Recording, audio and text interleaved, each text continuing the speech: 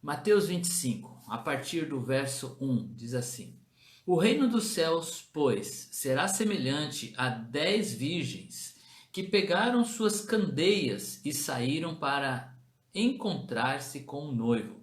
5 delas eram insensatas e 5 eram prudentes. As insensatas pegaram suas candeias, mas não levaram óleo consigo. As prudentes, porém, levaram óleo em suas vasilhas, juntamente com suas candeias. O noivo demorou a chegar, e todas ficaram com sono e adormeceram. À meia-noite ouviu-se um grito: O noivo se aproxima, saiam para encontrá-lo. Então todas as virgens acordaram, prepararam as suas candeias. As insensatas disseram às prudentes: Dei-nos um pouco do seu óleo, pois as nossas candeias estão apagando. Elas responderam: Não, pois pode ser que não haja o suficiente para nós e para vocês. Vão comprar óleo para vocês. E saindo elas para comprar o óleo, chegou o noivo. As virgens que estavam preparadas entraram com ele para o banquete nupcial e a porta foi fechada. Mais tarde vieram também as outras e disseram: Senhor, Senhor, abra-nos abre-nos a porta para nós. Mas ele respondeu: A verdade é que não as conheço. Portanto, vigiem, porque vocês não sabem o dia nem a hora. Mais uma parábola que nos chama para a vigilância. Porém, tem alguns detalhes aqui. Nesta parábola vai nos dizer como devemos esperar, como devemos vigiar, né? Nós cristãos que estamos aí aguardando a volta de Cristo, o momento em que nos encontraremos com Ele, como devemos aí nos preparar para esse momento. Para entender, nós precisamos saber como que é o contexto da tradição do casamento.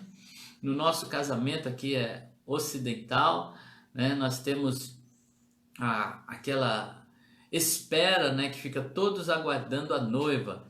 E é comum, né, a noiva atrasar. Em alguns lugares chega a ser uma tradição, né? Todos ficam ali aguardando, esperando a noiva chegar. Mas na tradição judaica não era assim que acontecia. Pelo contrário, é o noivo que chega por último, né? Todos ficam ali aguardando a chegada do noivo.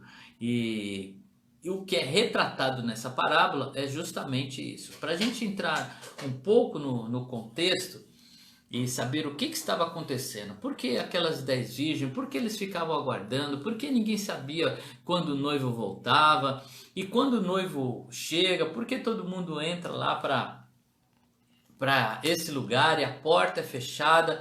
Na tradição judaica da época, quando alguém ficava noivo, né, e ele tinha um compromisso de preparar as coisas. Então era feito o ajuste para o casamento. Geralmente eram os pais, né, quem fazia esse ajuste, e cabia, né, ao noivo preparar aí a morada, preparar o lugar, aprontar tudo para vir buscar a noiva. E algumas famílias, né, eram de cidades distantes, ou ainda que fosse na mesma cidade, no mesmo lugar, era comum habitar em terras, em fazendas, né? Porque quando a terra foi dividida, as famílias de Israel, cada um tinha ali sua propriedade, e muitos viviam da agricultura ou eram pastores, né, que cuidavam aí do gado, de rebanhos, cuidavam aí dos animais. Então, a provisão para as famílias vinham das terras, e o patriarca, né, ou o pai daquela família, era o proprietário dessa terra, e os filhos vinham, e na morte do pai eles iam assumindo cada um o seu lugar, cada um a sua herança. E então era feito o trato, né, para que os pais pudessem, ou melhor, os pais faziam o trato, né, do casamento. Inclusive eu estava conversando aqui com a Juliana, né, como que era nessa época, né, porque é passado essa ideia de algo ruim né? Os pais escolherem o noivo, né? Ou a noiva, como que era isso? E algumas pessoas colocam isso de forma ruim, mas era muito comum e ninguém se espantava, não tinha essa coisa do se apaixonar, a paixão vinha depois, né? Então os pais pensando no filho, e aí eles, em acordo com o pai da outra família, escolhiam a noiva. E uma vez que o filho chegava o momento de casar, ele ia preparar o lugar para a noiva. Ele ia preparar a sua casa, a sua morada. E aí ele saía, né, se ausentava e ia preparar todas as coisas. O noivo, ele preparava a casa, preparava a festa e vinha buscar a noiva. Quanto tempo se levava para fazer isso? Ninguém sabia quanto tempo ia. E como não tínhamos internet, não tínhamos telefone celular, não tínhamos comunicação, o noivo chegava de repente, ele já vinha para buscar a noiva com tudo pronto. Então a noiva tinha que estar preparada, ela tinha que estar com a roupa arrumada, tinha que estar já no jeito, porque qualquer hora iam vir, né, o arauto lá gritando: olha, o noivo está chegando. E havia aquela procissão, né? Vinha aquela turma com o noivo. Eles vinham buscar a noiva, então eles vinham com muita alegria, festejando, dizendo: chegou a hora do casamento. Então a noiva rapidamente tinha que se aprontar e sair. E o noivo poderia chegar à noite, por isso a ideia, né, da candeia, a ideia das lamparinas que tinham que estar acesa para poder sair, acompanhar e ser reconhecida. E alguns casamentos eles faziam justamente isso também à noite, todos saíam com lamparinas, né, aquela procissão até o lugar onde seria feita a celebração, onde seria feita a festa. Então vamos esquecer a nossa forma tradicional de casamento, aonde entra o noivo, entra os padrinhos, né, e ficam todos lá esperando a noiva chegar. A forma descrita aqui, nesse casamento, o noivo é quem vinha por último, né? O noivo chegava para então buscar a noiva, e a expectativa era da chegada do noivo. Quando nós entendemos essa forma de casamento, essa tradição, vai ficar muito claro o que Jesus falou, né, lá em João 14, do verso 2 ao 3, quando Jesus diz assim, olha se não tem tudo a ver, Jesus está usando aqui também a figura do casamento judaico, aqui no Evangelho de João 14, verso 2 e 3, olha o que Jesus disse: na casa do meu pai há muitos aposentos, se não fosse assim, eu lhes teria dito. E aí ele diz, vou preparar-lhes lugar. Sendo nós a noiva, né, a igreja representando aqui a noiva e Jesus o noivo, e por isso que ele diz, eu vou preparar lugar. Para os seus discípulos que estavam ouvindo ele, ficou muito claro que ele estava fazendo uma alusão aqui, uma referência ao processo de casamento, onde o noivo saía para preparar a morada, preparar o lugar. E ele diz assim no verso 3, e se eu for e lhes preparar lugar, voltarei. Então é esse momento que o noivo volta, né? Voltarei e os levarei para mim. Então o noivo vinha, pegava a noiva e levava para a sua casa, levava ela para a festa e para a sua morada. E aí ele conclui dizendo assim, para que vocês estejam onde eu estiver. Então fica muito claro aqui também essa figura do casamento. Na casa do meu pai, olha, é lá nas terras do meu pai. Lá tem muito lugar. É lá que eu vou preparar um lugar para vir buscar e levar vocês. Então Jesus está tratando aqui dessa questão do casamento. E agora nós vamos entrar na parábola, porque esse momento, como não sabemos, né, quando será, e aqui a parábola diz que o noivo demorou. Por que ele demorou? Na verdade, o noivo não demorou, mas havia uma expectativa daquelas virgens, né, que iriam participar daquela festa, e as virgens aqui representam a igreja, e São dois tipos de crentes que está falando aqui, que são os prudentes, né? E os nécios, ou os insensatos, algumas traduções dizem as loucas, né? E são pessoas que estão aguardando a vinda de Cristo, os cristãos. Só que 5 delas pegaram lá as suas candeias, pegaram lá as suas lâmpadas e colocaram azeite. Então ela tinha iluminação. No primeiro olhar, pareciam que eram iguais.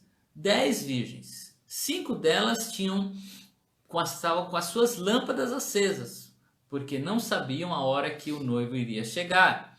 Só que as prudentes, além das lâmpadas que estavam acesas, elas tinham vasilhas onde elas guardaram óleo, né, o azeite, para que se acabasse aquele, elas pudessem recarregar aquelas lamparinas e a sua luz durar mais tempo. Mas as insensatas não, elas eram imediatistas, faziam as coisas apenas naquele momento. O tempo não é conhecido, não sabemos quando será esse tempo, né? Que horas virá o noivo. Uma aplicação, né? A nossa vida comum de hoje, a nossa vida sem falar aqui do contexto, né, da volta de Cristo, muitas pessoas também com suas expectativas acabam perecendo diante da demora de alguma coisa, diante do cumprimento de uma promessa, né, diante de algo que ele está esperando que aconteça e não acontece no tempo esperado. Está entrando aqui nossos amigos do TBC Nordestina, Pastor Célio, sua esposa, toda a turma aí, um abraço a vocês, que Deus os abençoe. Então, como você trabalha a expectativa no seu coração? Porque se nós trabalharmos numa perspectiva imediatista, nós vamos nos frustrar no primeiro sinal de demora. Nós não teremos energia suficiente para atravessar aquelas situações em que há uma demora, em que é necessário uma espera, em que é necessário paciência, que é necessário confiar em Deus. Por quê? Porque no nosso coração nós não nos preparamos para a demora, para esperar. E algumas promessas de Deus, elas não se cumprem de imediato. De uma promessa de Deus, né, que Deus me fez, falou claramente que eu seria um pastor. E eu sofri porque eu não me preparei para esperar, né? Então eu ficava naquela expectativa, quando que vai ser, não vai ser. E foram 2016, foram 16 anos de espera, né, para que essa promessa se cumprisse. Você está preparado para esperar, confiar em Deus, saber que é no tempo certo.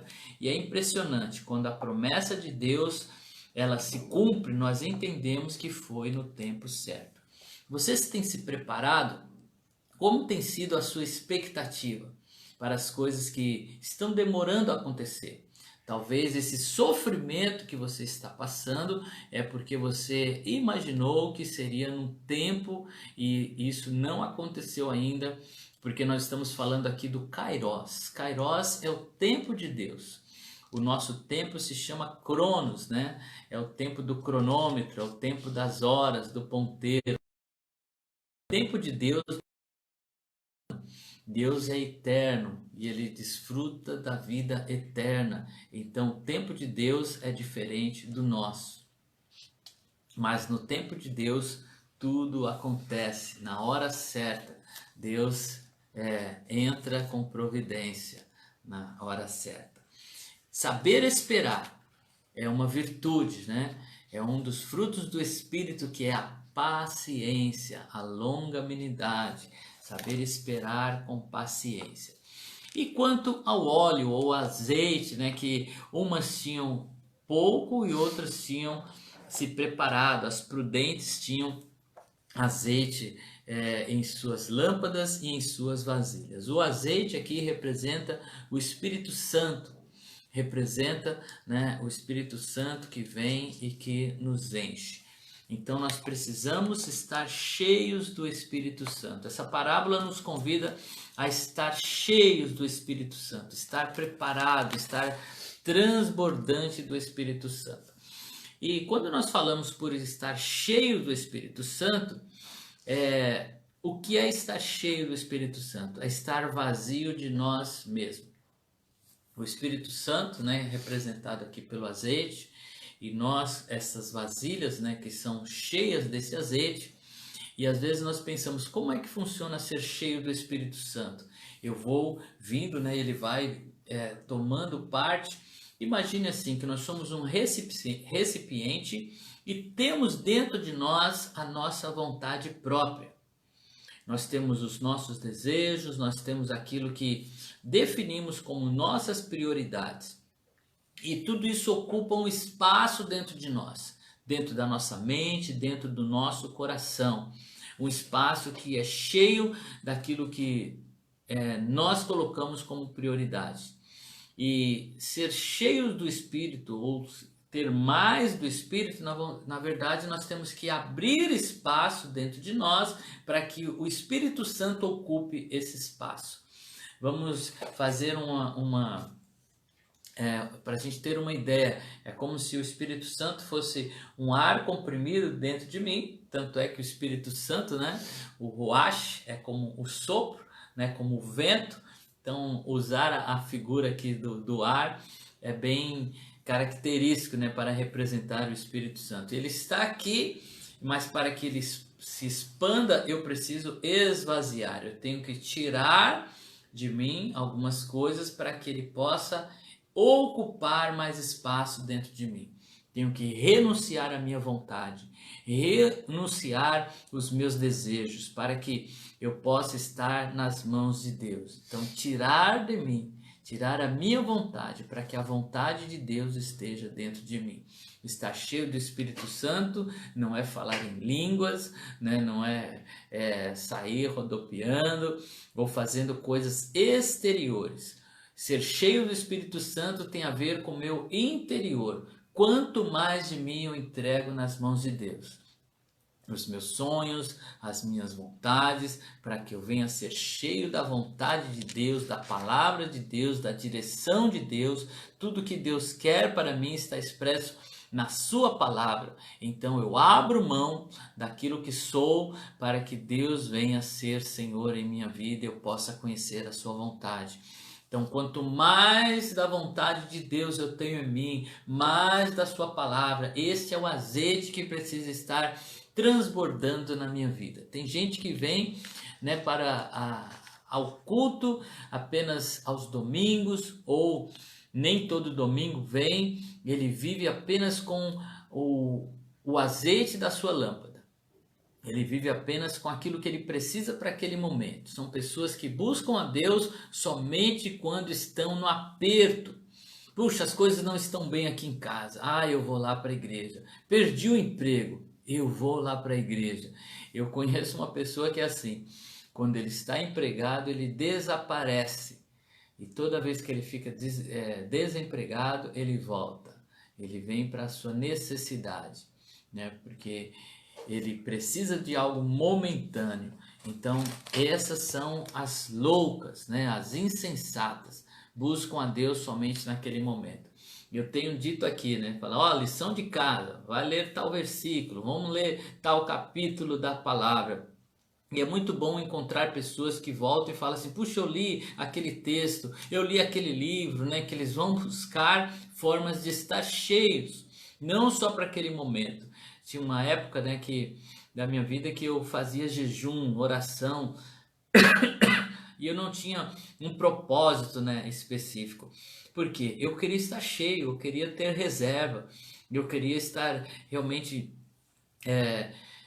com aquilo preparado para mim. Não que hoje, né, eu não faça isso, mas hoje a gente está envolvido com tantas causas, mas isso foi na minha adolescência, né, quando não tinha responsabilidades, e eu fazia isso para estar cheio do Senhor.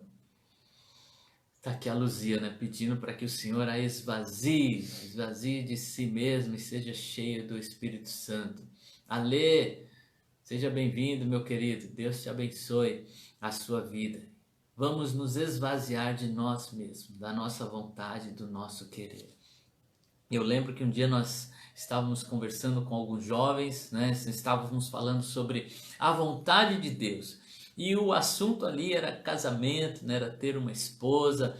Eu era líder dos jovens ali na nossa sede e a gente estava num bate-papo ali com alguns jovens e eu me lembro que um deles falou assim: mas eu vou deixar Deus escolher a minha namorada, a minha esposa, a minha noiva? E teve um momento que ele falou assim, foi engraçado, né? Ele falou assim: e se Deus escolher para mim uma mulher feia, né? Ele não confiava em Deus, achava que Deus ia dar algo que ia o desagradar. Então ele preferia ele mesmo escolher. Isso é se esvaziar do Espírito e não se ser cheio do Espírito. Quando nós confiamos em Deus, e para ser cheio do Espírito tem que confiar em Deus, crer que a palavra dele é real e que a vontade de Deus, né, ela é boa, perfeita e agradável. Deus, ele vê muito à frente de nós, ainda que momentaneamente, com a nossa deficiência de olhar e de entender as coisas, nós achamos que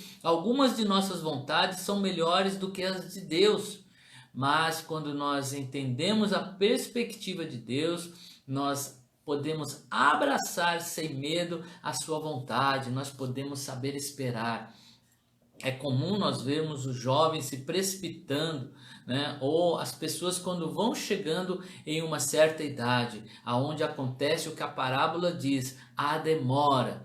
Puxa, estou sozinho há tanto tempo e agora eu vou abraçar o primeiro, a primeira que aparecer. E aí começa a se vender, começa se desvalorizar porque não consegue esperar em Deus. E aí entra num emprego que não é bom, entra num relacionamento que não é de Deus, porque não busca a vontade de Deus.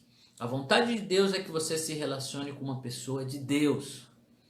Não queira entrar em uma fria, em julgo desigual, né? Puxa, eu vou me relacionar com uma pessoa que não é cristã. Ah, mas ele é bom, ele é bacana. Ele não tem Deus e ele não é guiado pelo Espírito Santo de Deus. Sabe o que é isso? É abrir mão daquilo que Deus tem. Entrar debaixo, né, de um relacionamento aonde Deus não vai ser Senhor. E aí fica aquela briga, né? Porque estão andando em direções opostas.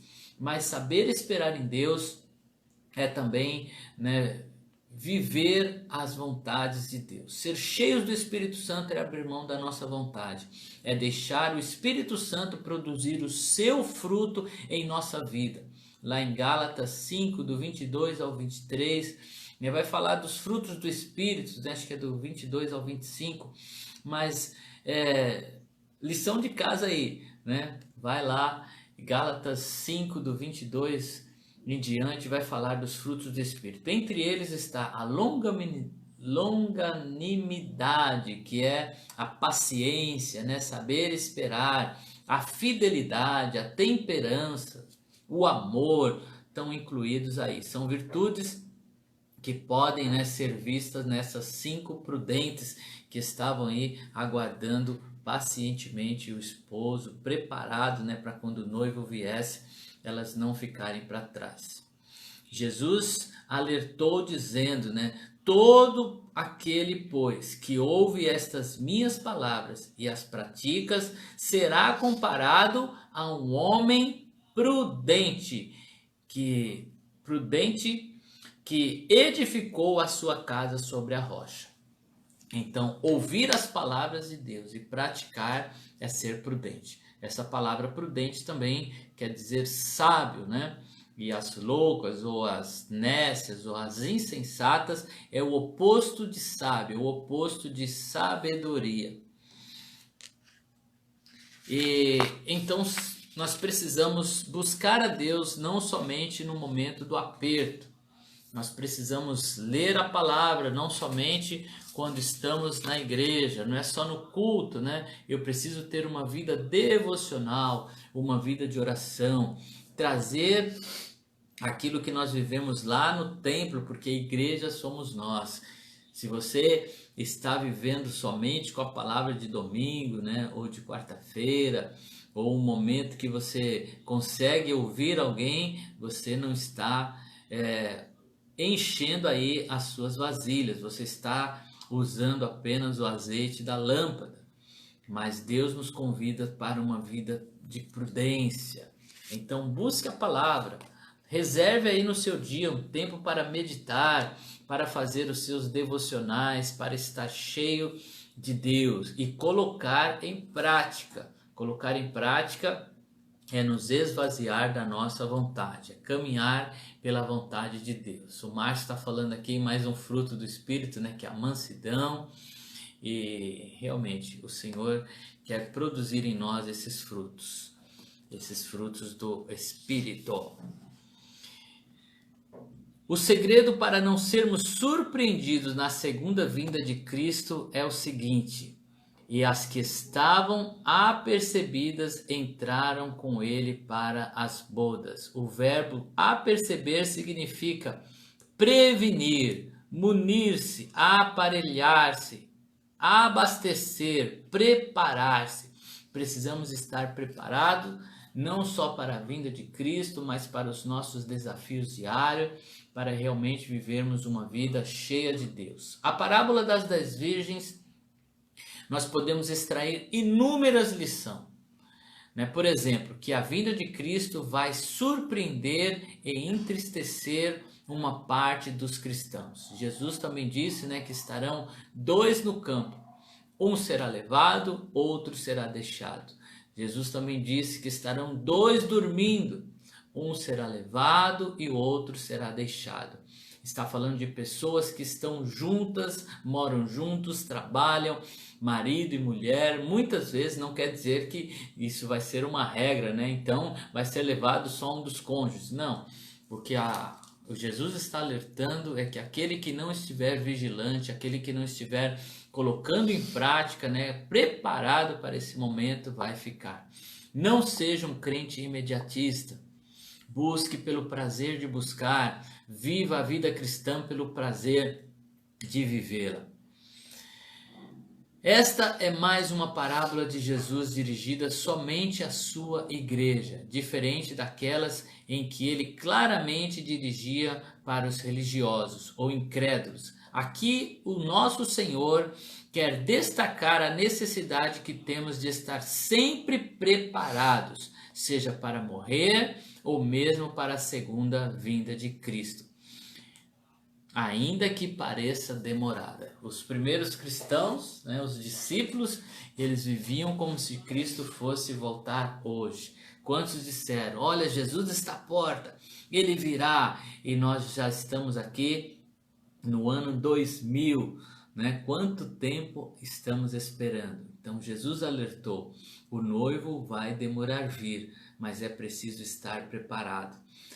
Outras parábolas também, que tratam desse assunto, diz que os servos achavam que ia demorar e foram surpreendidos com a chegada do noivo. Verdade prática para esta parábola: o estilo de vida cristã que mantemos hoje revela quem de fato nós somos, sábios ou tolos, e qual destino nos está reservado por isso. Por isso que quando Jesus fala do juízo final, ele diz que aqueles que serão colocados de fora, eles vão dizer: mas nós, Senhor, em teu nome nós pregamos, nós expulsamos demônios, olha, nós em seu nome evangelizamos, como é que o Senhor não nos conhece? Assim como foi dito àquelas virgens: eu não os conheço, porque tiveram uma vida rasa, uma vida sem compromisso, uma vida baseada em suas próprias vontades, na necessidade imediata. Hoje eu vou porque eu preciso disso. Quantas pessoas, quando eu vou como pastor pedir uma satisfação, ou desperta o interesse de saber, a preocupação com elas: por que você não veio no culto? Algumas pessoas dizem simplesmente assim: eu não estava com vontade. Vontade. Que vontade você está seguindo? A sua vontade ou a vontade de Deus? Quanto de si você já esvaziou para viver essas vontades, as vontades de Deus? Que Deus abençoe o seu dia, Deus esteja com você, que Deus te leve cada vez mais a um compromisso maior com Ele.